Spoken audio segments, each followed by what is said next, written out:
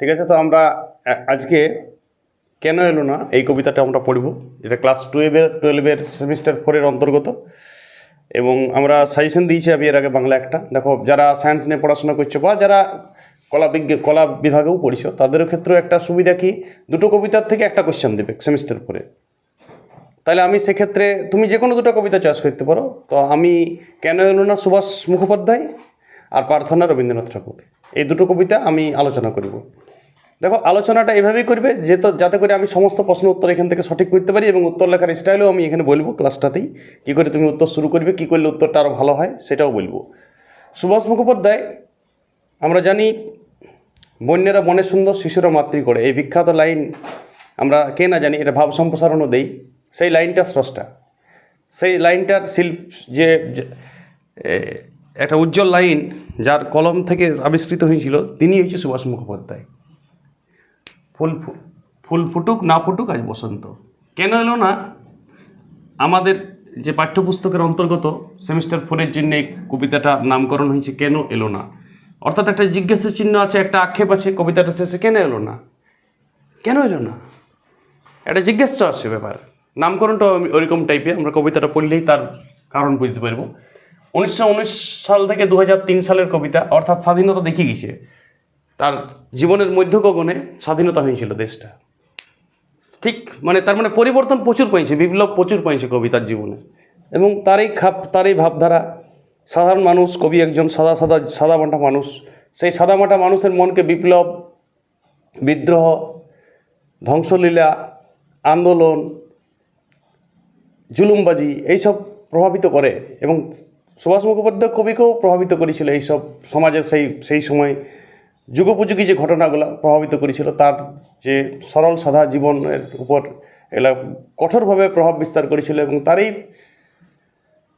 প্রতিচ্ছবি এই কবিতাটা কবি লিখেছেন, এই কাব্যগ্রন্থটা কবি লিখেছেন। এই কাব্যগ্রন্থটা বইয়ে আলোচনা করা আছে পদাতিক কাব্যগ্রন্থ থেকে নিয়ে আসে, কিন্তু পরবর্তীকালে দেখা গেছে এটা যত দূরেই যায় 1962 সালের একটা কাব্যগ্রন্থ কবির, যে কাব্যগ্রন্থটার জন্যে কবি 1964 সালে সাহিত্য একাডেমি পুরস্কার পায়। আমরা জানি সাহিত্য একাডেমি একটা খুব ইম্পর্টেন্ট, এটা যে কোনো ক্লাস জিকে পরীক্ষাতেও ইম্পর্টেন্ট, চাকরি পরীক্ষার জন্য ইম্পর্টেন্ট, টেট পরীক্ষাতেও পড়ে।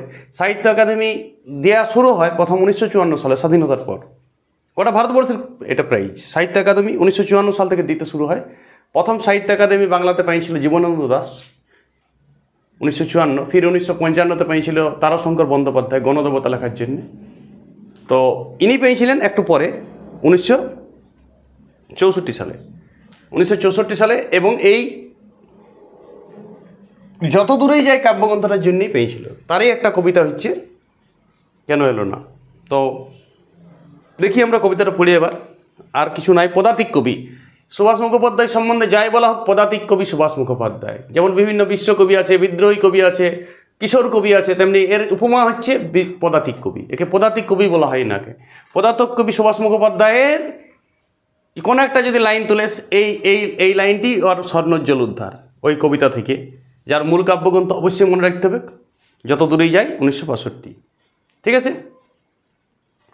বইয়ে কিন্তু বইয়ে যে শেষে লেখা আছে সেখানে লেখা আছে পদাতিক কাব্যগ্রন্থ থেকে নেওয়া হয়েছে, কিন্তু তুমি মনে রাখবে এটা যত দূরেই যায় থেকে নেওয়া হয়েছে। তো বইয়ের উপরই লিখে নেবে সবাই এইটা, যত দূরেই যায় 1962। দেখো 1962 সালটা একটা প্রেক্ষাপট আলোচনা করতে হবে আমাকে। হ্যাঁ, প্রেক্ষাপট সমসাময়িক। দেখো 1947 সালে ভারত স্বাধীন হয়েছে, তখন এই ছিল, পাকিস্তানও ভাগ হয়ে গেল, পূর্ব পাকিস্তান পশ্চিম পাকিস্তান ভাগ হয়ে গেছে। তখন বাংলাদেশ হয় নাই, পূর্ব পাকিস্তান আর পশ্চিম পাকিস্তান। বাংলাদেশ যেটা সেটা তখন পূর্ব পাকিস্তান ছিল। ঠিক সেই সময় বিভিন্ন ধরনের হিন্দু মুসলমান দাঙ্গা কিন্তু লেগেছিল। স্বাধীনতার সময় থেকে হিন্দু মুসলমান দাঙ্গাটা লেগেছিল এখানে। যারা মুসলিম ধর্মাবলম্বী তারা এই দিকে চলে গিয়েছিল পূর্ব পাকিস্তান দিকে, আর যারা ওইখানের হিন্দু তারা অত্যাচারিত হয়ে এখানে এসেছিল। তাদের সেটিং হইতে শোনো, একটা শাসক গোষ্ঠী দীর্ঘদিনের ইংরেজ শাসনে থাকা অভ্যাস, হঠাৎ পরিবর্তন, তাতে আমাদের ভারতের শাসকই আসুক, কংগ্রেস শাসনে চলছিল তখন দেশ, জওহরলাল নেহরু প্রধানমন্ত্রী, এবং আমাদের এখানে প্রফুল্লচন্দ্র ঘোষ, প্রফুল্লচন্দ্র রায়, বিধানচন্দ্র রায় ডক্টর পশ্চিমবঙ্গের মুখ্যমন্ত্রী তখন। ঠিক সেই সময় কলকাতা এবং তার সংলগ্ন এলাকায় প্রায় বিদ্রোহ হইত, ট্রামের ভাড়া বৃদ্ধি, মানুষের জীবনযাত্রা। দেখো স্বাধীন হওয়ার পর একটা তো পরিবর্তন কিছু এসেছে। ওই শাসকের দৃষ্টিভঙ্গি আলাদা ছিল, আজকে আমাদের নিজেদের দেশে শাসক দেশ চালাচ্ছে, তাদের দৃষ্টিভঙ্গি আলাদা। ফলে মানুষের যে অভ্যাসগুলো ছিল, দেখো হঠাৎ করে যখন মুঘল যুগের পর ইংরেজ যুগে শাসন হয়েছিল, তখনও মানুষের একটু বিদ্রোহ হয়েছিল, যেটা আমরা স্বাধীনতা সংগ্রাম বলে চালাই। স্বাধীনতা হওয়ার পরেও মানুষ অশান্ত ছিল, মানুষের শান্তি ছিল না।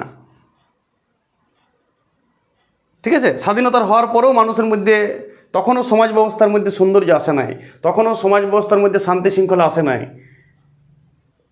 বিভিন্ন ধরনের গণ আন্দোলন, কলকারখানাতে তালা লাগছিল, লক আউট হইতেছিল, শ্রমিক আন্দোলন ছিল, ধর্মঘট ছিল, নকশাল আন্দোলন ছিল, সবথেকে বড় কথা।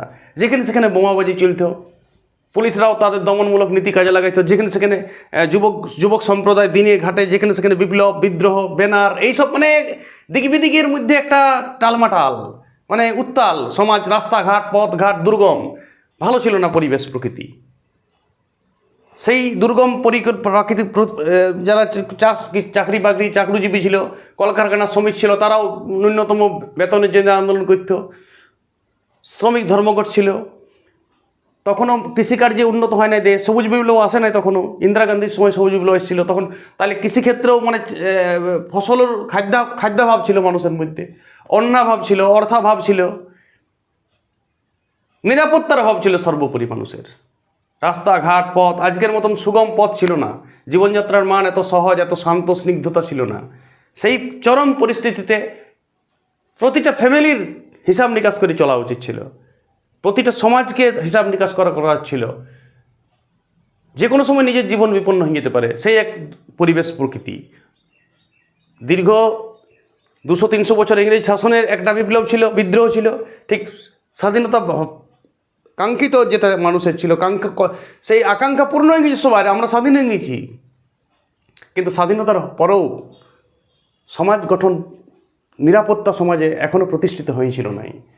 এই তো 10 বছর স্বাধীনতা পাওয়া হয়েছিল কবিতার যখন রচনাকাল, তার থেকে সেই সময় নিরাপত্তাহীনতায় ভুগছিল এলাকা, সমাজ নিরাপত্তায় ভুগছিল, গ্রাম নিরাপত্তায় ভুগছিল, শহর নিরাপত্তায় ভুগছিল, ফ্যামিলিগুলোও নিরাপত্তায় ভুগছিল, নিরাপত্তাহীনতায় ভুগছিল। সেই পরিস্থিতিতেই এই পদাতিক কবি যে সুভাষ মুখোপাধ্যায়ের মনকে আলোড়িত করেছিল, এবং তারই প্রেক্ষাপটে এই যত দূরেই যায় কাব্যগ্রন্থের এই স্বর্ণোজ্জ্বল কবিতা কেন এলো না। আমরা লাইনের মধ্যে যাই। এবার প্রেক্ষাপট বুঝতে হবে। ঐতিহাসিক প্রেক্ষাপট: নকশালপন্থী আন্দোলন, ধর্মীয় আন্দোলন, হিন্দু মুসলমান দাঙ্গা। তখনও পূর্ব পাকিস্তানে যা আসা চলছিলই, জাতিভেদাভেদ, খাদ্যাভাব, নিরাপত্তা অভাব, লক আউট, শ্রমিকের অসন্তোষ, চাকুরিজীবীদের অসন্তোষ, ছাত্রের অসন্তোষ, মালিকদের অসন্তোষ, কর্মচারীদের অসন্তোষ, শিল্পায়ন হইতেছিল না অসন্তোষ, শিল্পায়ন হওয়ার জন্য জমি লুট হতেছিল তার জন্য অসন্তোষ, বিদ্রোহ, চারিদিকে নাজেহাল অবস্থা। পুলিশ প্রশাসন ব্যবস্থাও ইংরেজ শাসনের যে যতটুকু ছিল ততটুকু তো শেষ হয়ে গিয়েছিল। নতুন করে একটা প্রশাসন ব্যবস্থা চালু করতে দেরি হয় একটা দেশের। ঠিক সেই পরিস্থিতিতে, সেই করুণ পরিস্থিতিতে একটা কবিতা আমরা পাঠ করব এখন। লাইনের মধ্যে যাচ্ছি। যেই লাইন হোক, যেই প্রশ্ন হোক, প্রেক্ষাপট কিন্তু খুব ইম্পর্টেন্ট। তোমাকে উত্তরের মধ্যে প্রেক্ষাপট আনতেই হবে। এই নকশালপন্থী আন্দোলন, এই ট্রাম আন্দোলন, এই শিল্প কলকারখানা লক আউট, হিন্দু মুসলমানদের মধ্যে যে দাঙ্গার যে মানে দাঙ্গা না হলেও একটা জাতিদের মধ্যে যে রোষ্ট বরাবরই ছিল। লুঠোতারাজ ছিল, ধর্মঘট ছিল, হানাহানি ছিল, দাবি ছিল, ব্যানার ছিল, মিটিং ছিল, মিছিল ছিল, এইগুলা মানে পুলিশ ছিল, পুলিশ প্রশাসন নাজেহাল। আর সেই পুলিশ প্রশাসন রাগে মাগে গুলি চালাইত, কাঁদানে গ্যাস ছড়াইত, টিয়ার ছড়িত, বোমা ছড়িত, নকশালপন্থীরাও বোমা ছড়িত, পুলিশও বোমা ছড়িত, মানে গণযুদ্ধ চলছিল এই মানুষে। সেই পরিস্থিতিতেই কবিতাটা। একটা ছোট্ট ফ্যামিলির মধ্যে একটা ছেলে ছিল। কবিতা লাইনে আসছে আমার স্ক্রিনে কবিতা নেই, নিজের বইটা খুলো, 54 নম্বর পাতা, সাহিত্য অনুশীলন বইটা, ক্লাস 12-এর। সারাটা দিন ছেলেটা নেচে বেরিয়েছে, রাস্তায় আলো জ্বলছে অনেকক্ষণ, এখনও বাবা কেন এলো না মা? একটা ছেলে তার ঘরে সারাদিন নেচে বেরিয়েছে কোনো আনন্দে, রাস্তায় আলো জ্বলছে অনেকক্ষণ, এখনও বাবা কেন এলো না? ওর মনে প্রশ্ন। নিশ্চয়ই ওর বাবা কোনো বাইরে কাজ করতে গেছে, যে কিছু হোক কাজ করতে গেছে। ওর মাকে ছেলেটি প্রশ্ন করেছে, বাবা কেন এলো না মা? বলে গেল মাইনে নিয়ে সকাল সকাল ফিরবে, পূজার যা কেনাকাটা এই বেলা সেরে ফেলতে হবে। অর্থাৎ পূজার যা কেনাকাটা সকাল সকাল সেরে ফেলতে হবে, এইটা বলছে। ঠিক আছে, দেখো রাতের আলোটা এখনও নিভাই নাই, রাস্তার আলো জ্বলছে অনেকক্ষণ, মানে রাত্রে আলোটা জ্বলেছিল, দিনে কিন্তু নিভাইতে ভুলে গেছে। তার মানে এখানেও তুমি একটু সিরিয়াস নেবে যে তার মানে সচেতন নয় সমাজ ব্যবস্থা, রাস্তায় আলোটা নেভানোর দায়িত্ব কাজ ছিল কোনো একজন নিশ্চয়ই কর্মচারী, কোনো কর্মচারী সেই সময় সঠিক কাজ করছিল না। রাস্তার আলো জ্বলছে তো জ্বলছেই, সকাল 8টা 9টা 10টা বেজে গেছে, রাস্তার আলো তো ভোরে নিভেন যাওয়া উচিত সকাল হওয়ার সাথে সাথে, রাস্তার আলো কিন্তু জ্বলছে অনেকক্ষণ। এখনও বাবা কেন এলো না মা? বলে গেল মাইনে নিয়ে সকাল সকাল ফিরবে, হয়তো তাড়াতাড়ি আসবে বলেছিল, বেতন হয়তো হচ্ছিল মাসকাবারি যে বেতন আছে, পূজার যা কেনাকাটা এই বেলা সেরে ফেলতে হবে, অর্থাৎ এই বেলা সেরে ফেলতে হবে, এটাও একটা লাইন দাগ দিবে সবাই। এই বেলা সেরে ফেলতে হবে মানে নিশ্চয়ই বিকেলবেলা বিকেলবেলাতে কোনো ভয়ের সঞ্চার আছে এলাকায়, কোনো দাপাদাপি আছে, কোনো উপদ্রব আছে, কোনো হিংসা আছে সমাজে, সেই জন্যে তাড়াতাড়ি সবাই সব কাজ সকাল সকাল করতে চায়। আরেকটা পয়েন্ট নোটিস করো, সমাজ ব্যবস্থা খারাপ, হ্যাঁ, লাইটটা জ্বলছিল, এটাও একটা খারাপ ইন্ডিকেশন। লাইটটা জ্বলবে কেন? লাইট তো সকালেই বন্ধ করে দেয় আমাদের। এখন দেখো সার্চ লাইট জ্বলে রাস্তার ধারে ধারে, টাউনের ধারে ধারে, কিন্তু ঠিক সকাল হইতে না হইতেই লাইটটা কেউ না কেউ দায়িত্ববান লোক আছে বন্ধ করে দেয়। অর্থাৎ এখানে কেউ দায়িত্বই নিয়ে নেয়, যে যেদিকে পারে জ্ঞান দিকহীন শূন্য মানুষ কাজ করে চলেছিল সেই সময়, সমাজ ব্যবস্থা ঠিক ছিল না। বলে গেল সেই মানুষ এখনও এলো না। বাবা আশ্বাস দিয়ে গিয়েছিল ছেলেকে যে সকাল সকাল ফিরে মাইনে নিয়ে আসছি এবং কোনো না কোনো বাজার সেই সকালবেলাই করব যেদিন আসবার ছিল। সেই মানুষটা এখনও এলো না। কড়ার গায়ে খুন্তিটা আরেকটু বেশি রকম নড়ছে।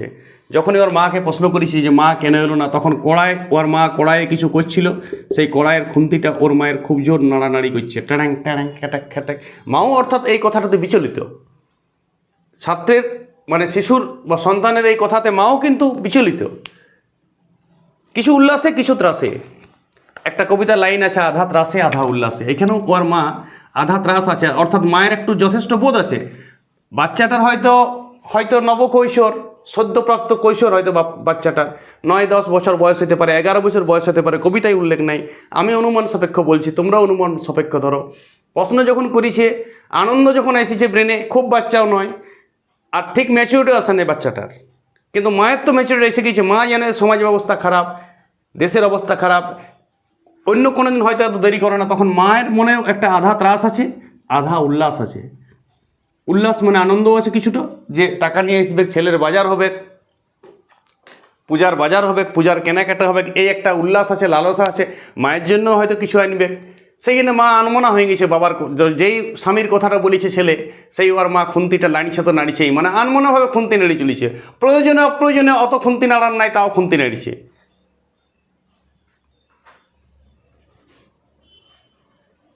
আজ একটু বেশি রকম নড়ছে, ফ্যান গোলাতে গিয়ে পাটা পুড়ে গেল। অর্থাৎ অন্য মনস্ক ছিল, আনমনা ছিল, বললাম তো কিছুটা ভয়ও ছিল, সমাজ অবস্থা খারাপ, রিপোর্ট খুব খারাপ, দাঙ্গা হাঙ্গামা চলছে বাইরে, আন্দোলন চলছে, লুঠোরাজ চলছে, রাহাজানি ডাকাতি ধরপাকড় মারপক্কর, হ্যাঁ, ফৌজদারি উপদ্রব এইসব চলছে। সেই জন্য একটা উল্লাসও আছে, একটা ত্রাসে। তো ফ্যান আমরা জানি ভাত ফ্যানে হয়, সেই ফ্যানটা, গরম ফ্যানটা পায়ে পড়ে গেল, এটাও একটা বাজে ইন্ডিকেশন। যে কুসংস্কার ইন্ডিকেশন আমি বলছি না, আমি বলছি ফ্যান গলতে গিয়ে পাটা পড়ে গেল, মানে চঞ্চলতা আছে ওর মধ্যে, ব্যাকুলতা আছে ওর মায়ের মধ্যে, ত্রাস আছে মনে। আধা ত্রাস আধা উল্লাস লাইনটা কিন্তু খুব ইম্পর্টেন্ট, এটা তুমি প্রয়োগ করবে বড় প্রশ্নতে। জানালার দিকে মুখ করে ছেলেটা বই নিয়ে বসলো মাদুরে।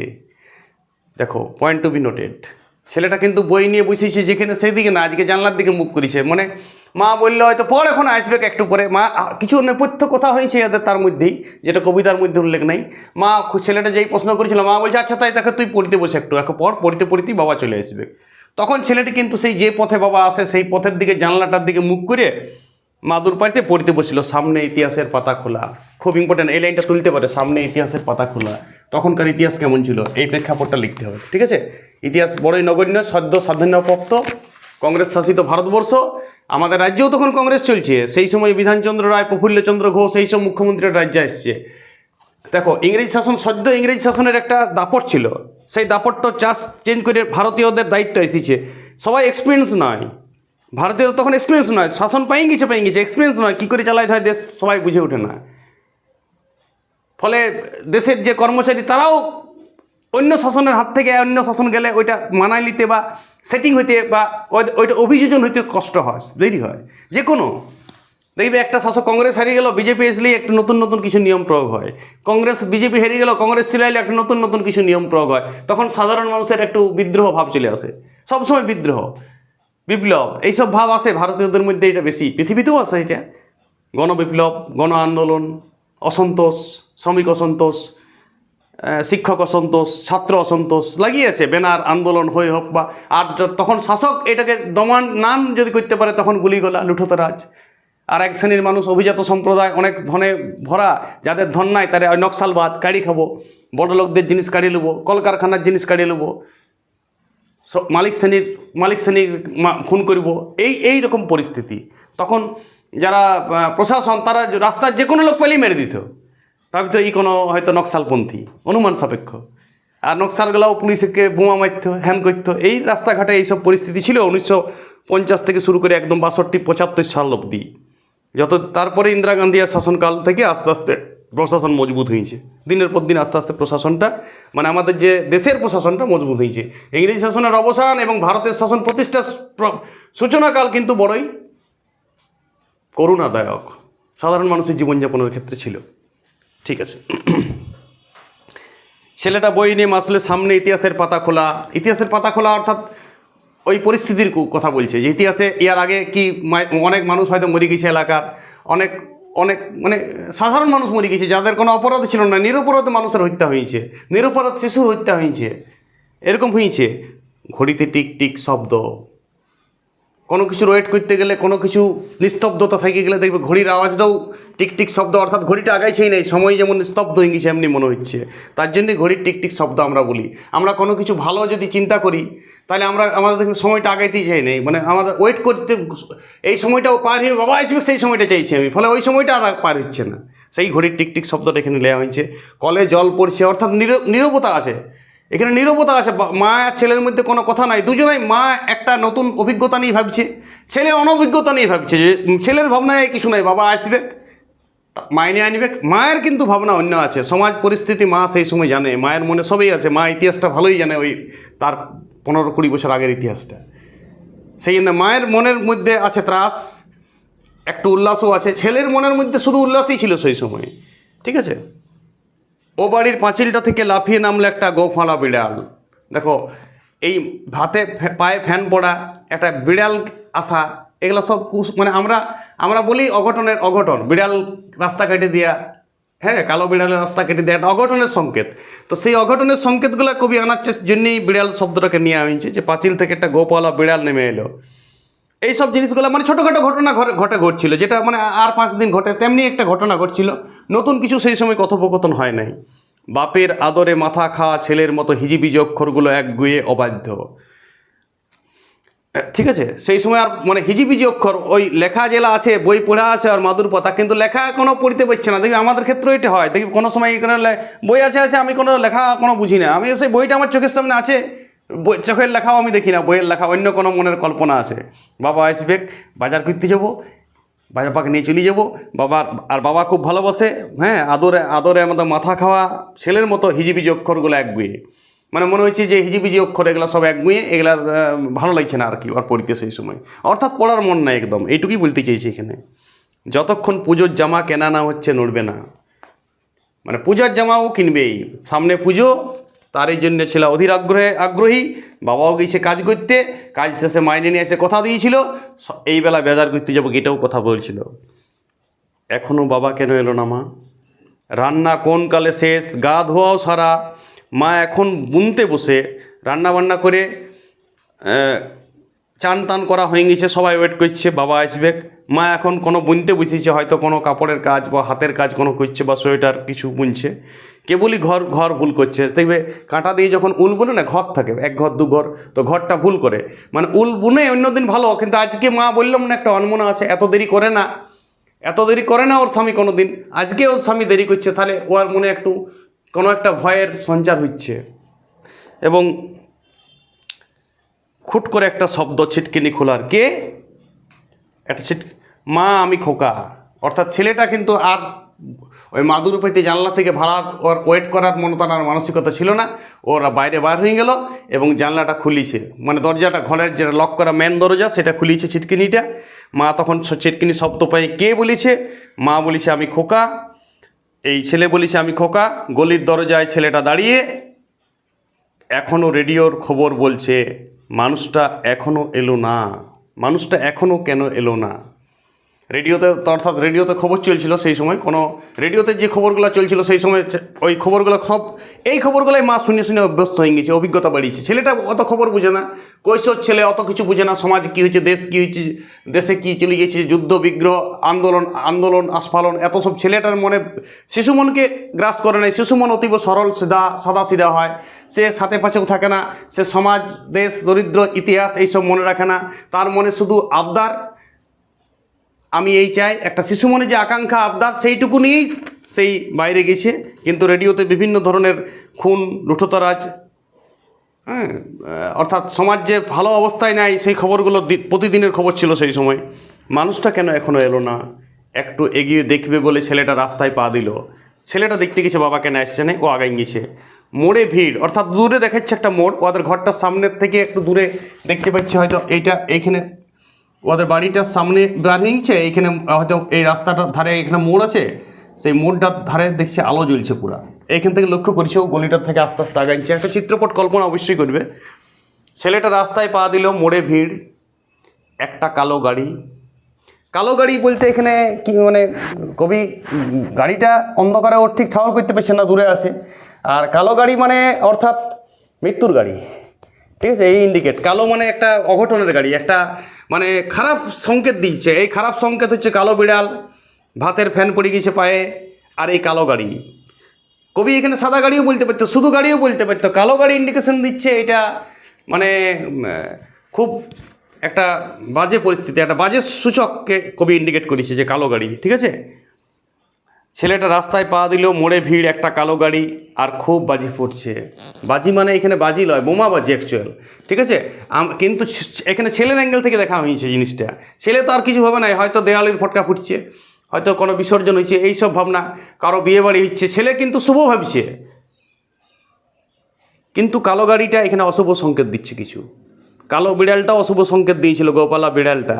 আর মায়ের ভাতের ফ্যানটা পড়ে গিয়েছিল মায়ের পায়ে, এটাও খারাপ ইন্ডিকেশন। মা পাইতেছিল খারাপ ইন্ডিকেশন। রেডিওর খবর চলছিল, রেডিওর খবরটা তুমি ধ্যান দাও, এই 4টা পয়েন্টে খুব নোট করো বইয়ের উপর।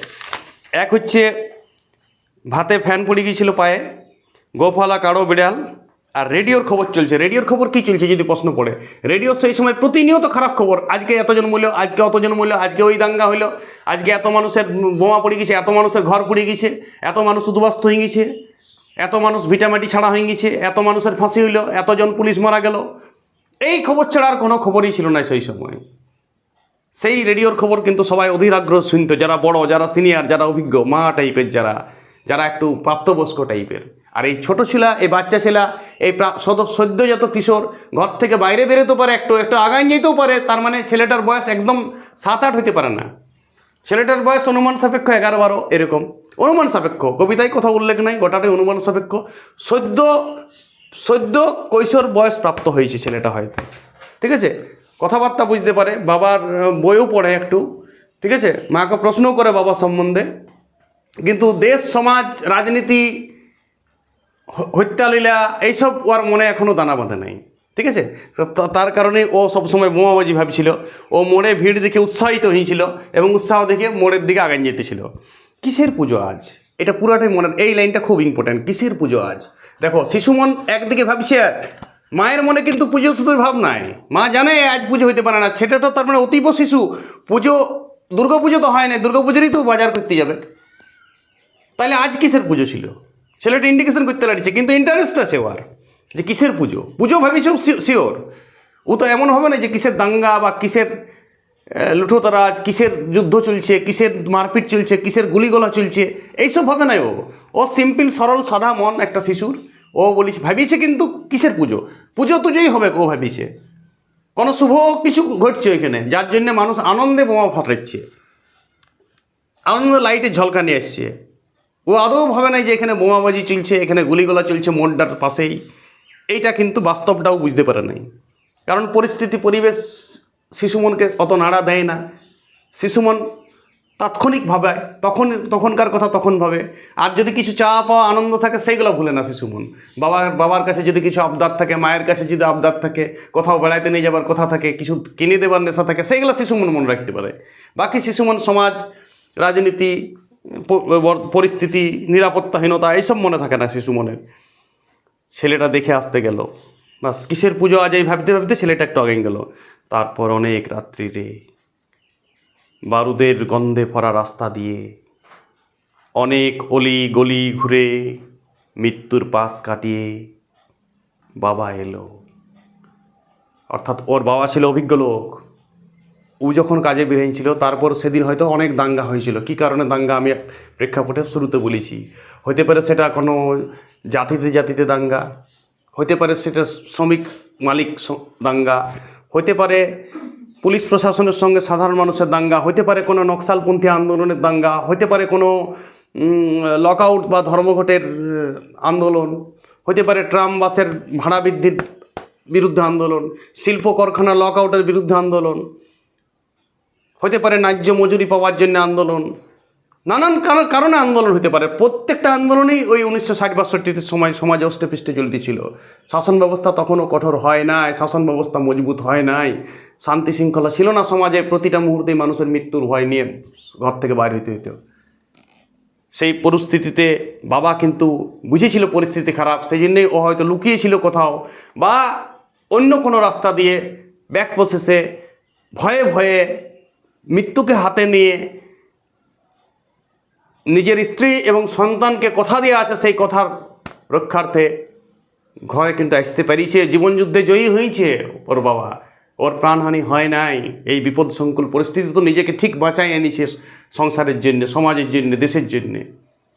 অর্থাৎ একটা সাধারণ মানুষ যেভাবে নিজে বাঁচতে চায়, সে কোনো অসামাজিক কাজে লিপ্ত নাই, সে কোনো খুন খারাপিতে যুক্ত নয়, সে কোনো নকশালবাজিতে যুক্ত নয়। ফলে একটা সাধারণ মানুষ, দিন আনা দিনখানা মানুষ, তারা কিন্তু সুস্থ স্বাভাবিক বাঁচতে চায় এবং তারা সেভাবে বেঁচেওছে। এবং যত সকল করুণ পরিস্থিতি, যত কঠিন পরিস্থিতিকে অতিক্রম করেও মৃত্যুকে হাতে নিয়ে জীবন্ত ফিরে এসেছেন ঘরে। ওর বাবা নিজের কাজ যথেষ্টই পালন করেছে এই কবিতাতে। ঠিক আছে, এই সময় মৃত্যুটাই এই পরিস্থিতিতে নিজেকে বাঁচায় রাখাটাই ট্যালেন্ট, সেটা ওর বাবা করতে পারিছিল। কিন্তু শিশুমন তো ভোলা মন হয়, শিশুমন তো দাঙ্গা হাঙ্গামা বুঝে না, শিশুমন নিরাপত্তাহীনতা বুঝে না, শিশুমন কিছুই বুঝে না। শিশুমনের শুধু বাবাকে যে বাবা আসবে কিনতে যাব এই আনন্দে দিশেহারা ছিল। শিশুমনের মনে শুধুই মাত্রই উল্লাস ছিল। সেই উল্লাসের বশভূত হয়ে শিশুমন আগাই চলিছে এবং কিসের পুজো দেখতে চলিছে। ছেলে এলো না, স্ট্রেঞ্জার ছাড়িয়ে একটা পয়েন্ট, এটাই প্রশ্ন তোমাদের কাছে ছাড়িয়ে গেল। ছোট গল্পের মতন কবিতাটা সুভাষ মুখোপাধ্যায় একটা প্রশ্ন ছাড়িয়ে গেল পাঠকদের কাছে, কেন এলো না ছেলেটা? বলে নাই ছেলেটা মারা গেছে, আমরা কল্পনা করতে পারি ছেলেটা মারা গেছে। ছেলে এলো না, ছেলে এলো না। ছেলে কি এখন এলো না, না আরও কি পরে এসেছে সকালে?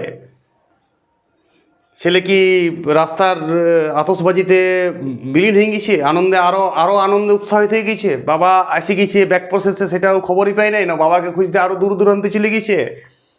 প্রশ্ন ছাড়িয়ে গেছে কবিতায়, উত্তর নাই। সেই জন্যই কবিতার নামকরণের সার্থকতা খুব সুন্দর। কেন এলো না প্রশ্ন শেষে যথেষ্টই। এবার প্রশ্নটা বাবা কেন এলো না, ছেলেটা প্রশ্ন করছিল মাকে। এখন কবিতাটা বোঝার পর প্রতিটা পাঠকের মনে প্রশ্ন জাগছে, ছেলেটা কেন এলো না। অর্থাৎ কেন এলো না নামকরণটা দুদিক থেকে সার্থকতা। ছেলেটা বারবার প্রশ্ন করছিল মাকে কেন এলো না, মা নীরবভাবে প্রশ্ন করছিল নিজের মনকে, নিজের বিবেককে, হ্যাঁ তো স্বামী কেন এলো না, অন্যদিন তো আসে। ফলে মা ঠিক মতন কাজ করতে পারছিল না। মা ছেলে কেন এলো না কারণ জানত নাই, ছেলে কেন এলো না উল্লাস ছিল। ছেলের মনে কেন না আসার প্রশ্নটা ছিল অন্য কারণ। বাবার কোনো খারাপ সংবাদের করে নাই কল্পনা, কিন্তু মা কল্পনা করছিল খারাপ স্বভাবের। মা রেডিওর খবরটা শুনছিল, রাস্তার পরিস্থিতির আতশবাজির যে শব্দগুলো মায়ের কানে আসছিল সেটা খারাপ শব্দ মা জানে। মা যথেষ্ট অভিজ্ঞতা সম্পন্ন এক নারী, মায়ের যথেষ্ট ম্যাচিউরড বয়সী যে কোনো যুবতী নারী ছিল মা, সেসব কিছু জানে। তার মনে কিন্তু ত্রাস ছিল পুরা, পাশাপাশি একটা উল্লাসও ছিল। কারণ ছেলেকে বেতন এনে ছেলে বাজার করতে যাবে এই বেলা তাড়াতাড়ি, রান্না করছিল, ওই জন্যে রান্না করছিল। তো রান্না তো ছাড়ে নেই, রান্না করছিল, রান্না করা হয়ে গাও ধুইছে, চানও করেছে, তারপর উল বুনছিল, কাঁটা ভুলতেছিল, কারণ একটু ভয়ও ছিল যে পরিস্থিতি খুব খারাপ আশেপাশের। মায়ের কেন এলো না প্রশ্নটাতে মায়ের দুদিক থেকেই মা দ্বিধা ছিল। ছেলে কেন এলো না, ছেলের যে উত্তর ছিল কল্পনা, হয়তো এমনি কোনো কারণে দেরি হয়েছে, আর 5টা দিনের মতন, বাবা হয়তো ভুলে গেছে, কোথাও হয়তো গল্প করছে, আড্ডা মারছে, এরকম ভাবনা ছিল ছেলের মধ্যে। আর লাস্টে পাঠকরা কেন এলো না ভাবতে থাকুক সারা কাল, চিরদিন, চিরকাল। প্রশ্নের কোনো উত্তর নাই, আগ বাড়াই লিখতেই যাও না ছেলেটা মরে গেছে। তোমাকে কোথাও লেখা নাই, তুমি কল্পনা করতে পারো ছেলেটা মারা গেছে, কিন্তু কেন এলো না তোমার মধ্যে চিরকাল ডাউট থাকবে কে কবিতা পড়ার পর। ছোট গল্প শেষ হয় নাই। হয়তো সকালবেলা ছেলেটা ফিরে এসেছে, হয়তো আর কোনো দিনই ফিরে আসে নাই, হয়তো ছেলেটা আর একটু আগায় চলে গেছিল। কী হয়েছে কল্পনা করাটাই ট্র্যাজেডি। এখানে কবিতা শেষ। এটার নামকরণটা হেভি, মার্ভেলাস নামকরণ। আমরা এবার কেন এলো না প্রশ্ন নিই সারা জীবন। এই কবিতাটা যখনই মনে করব কেন এলো না, সত্যি এই উত্তরের কোনো শেষ নাই। প্রতিটা পাঠকের মনে একটা একটা নিরুত্তর প্রশ্ন চিরকাল থেকে গেল আমাদের কাছে, কেন এলো না। চলো ভাবতে থাকি আমরা কেন এলো না, এবং এই প্রশ্নগুলি যতগুলি পারবো, যে ধরনের লাইন তুলুক। ইতিহাসের পাতা খোলা, ওই লাইনটা খুব ইম্পর্টেন্ট। কালো গাড়ি খুব ইম্পর্টেন্ট, কালো গাড়ি খুব ইম্পর্টেন্ট। ফ্যান পড়ে গেছে খুব ইম্পর্টেন্ট। পুজোর আওয়াজ ভাবছে, ওইটা খুব ইম্পর্টেন্ট। প্রতিটা লাইন তুলতে পারি। যেই লাইন পড়ুক প্রেক্ষাপট অবশ্যই উল্লেখ করতে হবে। যেই লাইন পড়ুক এই কবিতার প্রেক্ষাপট এবং নামকরণের সার্থকতা, এই দুটো প্রশ্ন খুব ইম্পর্টেন্ট। কেন নামকরণ কতভাবে সার্থক, একটা মায়ের অ্যাঙ্গেল থেকে দেখতে হবে, একটা ছেলের অ্যাঙ্গেল থেকে দেখতে হবে। মায়ের অ্যাঙ্গেলে দ্বিধা ছিল, ছেলের অ্যাঙ্গেলে কোনো দ্বিধা নাই, কিন্তু পাঠকের অ্যাঙ্গেলে চিরকাল দ্বিধা। পাঠক, আমি বেশি বুঝতে যাবো না ছেলেটা মারা গেছে। এখানে কেউ বলে গেছে ছেলেটা মারা গেছে, আমি কিন্তু উচ্চারণ করি না। ছেলেটা মারাও যেতে পারে, নাও যেতে পারে। জাস্ট একটা সাসপেন্স নিয়ে কবিতা শেষ। কবিতার এই সাসপেন্সটাই কবিতার ট্র্যাজেডি, আর এটাই কবিতার উন্নীত, আর এইটাই কবিতাটা বহুত বহুত গুণে হাইফাই হয়ে গেছে এই ট্র্যাজেডিটা নিয়ে। সবাই আশা করি সব প্রশ্ন উত্তর নিজের ভাষায় লিখতে পারবে, প্রশ্ন উত্তরে কোনো নোট করবে না। যাই প্রশ্ন পড়ুক, পদাতিক কবি সুভাষ মুখোপাধ্যায়ের প্রেক্ষাপট অবশ্যই সেই সমকালীন প্রেক্ষাপট, নকশাল আন্দোলন থেকে শুরু করে হিন্দু জাতি ভেদাভেদ সব তুলতে হবে এখানে। যাই প্রশ্ন পড়ুক প্রেক্ষাপটেই উত্তর হবে। কি আরেকটা প্রশ্ন হতে পারে নামকরণ। বাস, সবাই ভালো থাকবে এবং এই উত্তরটা সঠিকভাবে লিখবে। ওকে, ভালো থাকবে সবাই।